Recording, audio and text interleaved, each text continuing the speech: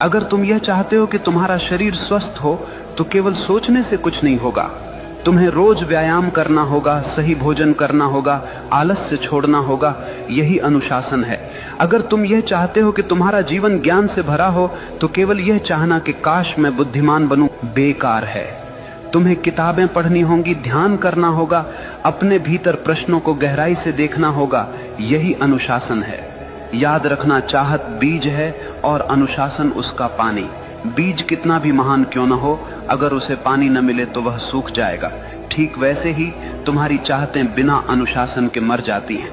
आज दुनिया में लाखों लोग सपने देखते हैं, लेकिन केवल वही लोग सफल होते हैं जिनके पास अनुशासन है, क्योंकि सपनों को हकीकत तक पहुंचाने का काम केवल अनुशासन ही करता है। और अनुशासन कोई कैद नहीं है, अनुशासन तो आजादी है।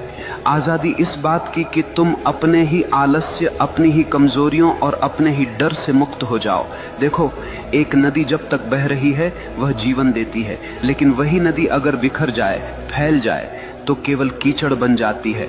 अनुशासन नदी के किनारों जैसा है जो तुम्हारी ऊर्जा को दिशा देता है, गहराई देता है और तुम्हें तुम्हारे मंजिल तक ले जाता है।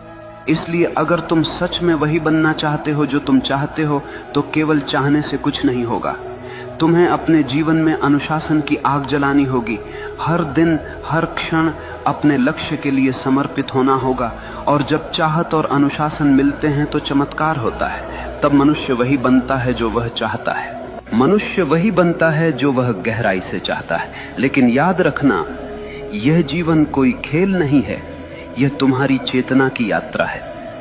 अगर तुम अपने भीतर नीच विचार रखोगे तो तुम जीवन को नरक बना लोगे, और अगर तुम अपने भीतर ऊंचे विचार, गहरी चाहत और अनुशासन रखोगे तो यही जीवन तुम्हें स्वर्ग बना देगा। सवाल यह नहीं है कि दुनिया तुम्हारे खिलाफ है या साथ में है, सवाल यह है कि तुम अपने साथ हो या नहीं।